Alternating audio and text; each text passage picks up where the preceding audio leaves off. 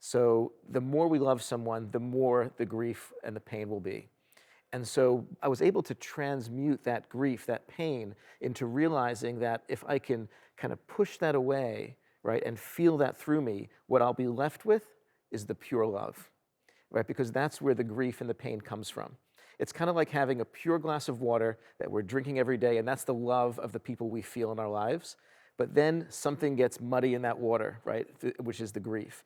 But the love is still in there. But if we drink it, it's going to be poisonous. And so if we can filter it out, and that's what I did with the music was the filter. It enabled me to kind of get rid of the toxicity and that pain that I was able to emote out, and I was left with the pure water, the pure love again. You know what's and profound? That's the connection with my sister that I maintain through the music.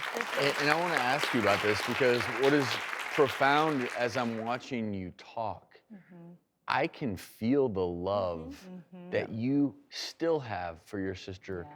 And this has to be a very healthy way to deal with psychological trauma. Absolutely, yes. You know, there's so many elements of this that are therapeutic. You already mentioned nature allows people to, you know, really connect with their spirituality and even their higher self or a higher other. And you've got the music, which we talked about in terms of the expression of emotion, but there's also the hiking, the being outside and moving through and processing and filtering the trauma, but in such a pro-social way and proactive way, because there's this community. And a lot of times people sit there with their grief and it feels very stagnant and it starts to eat them alive. And as you're walking, I can just imagine sort of that visualization of you're leaving some of that grief behind, but what you're left with is the love. And when I think about some of the most important loved ones that I've lost, and sometimes I still cry even though it's been years, I actually feel happy when the tears come, like, oh, right, because I love them so much. And it connects me to that loving feeling again.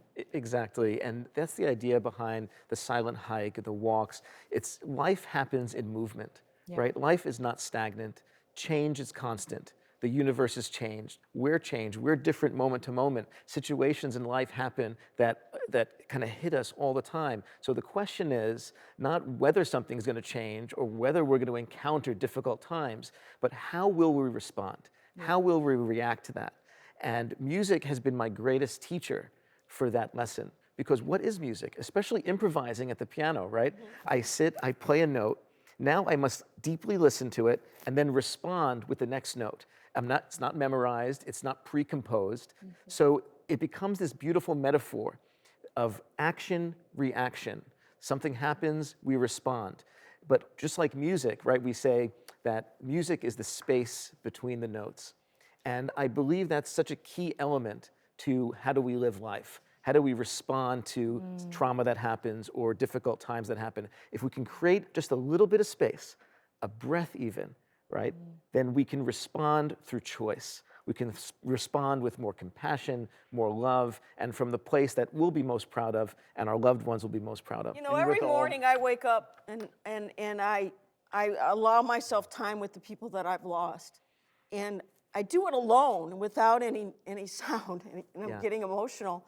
I'm going to try that approach with the music, and hopefully it'll help me, because it is difficult, that grief, and having lost people that you can't have contact with anymore, and you want to feel their presence with you always. And I'm finding out through you now, it's not good to do that alone. There's such power in healing. You know, nobody can solve grief for us, right? Nobody can say, I'm going to solve that problem for you. I'm going to make it all better.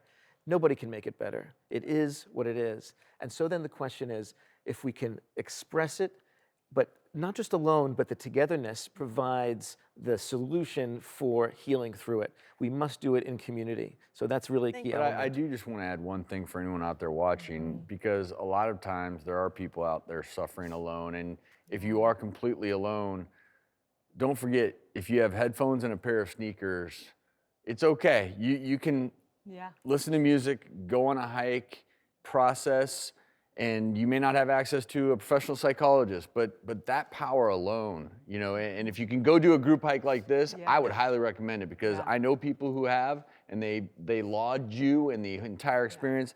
We'll have more information on our website. I just would like to thank you, Murray, for sharing your experience. Yeah, Murray, we all want to go. I'm in. We all want to come.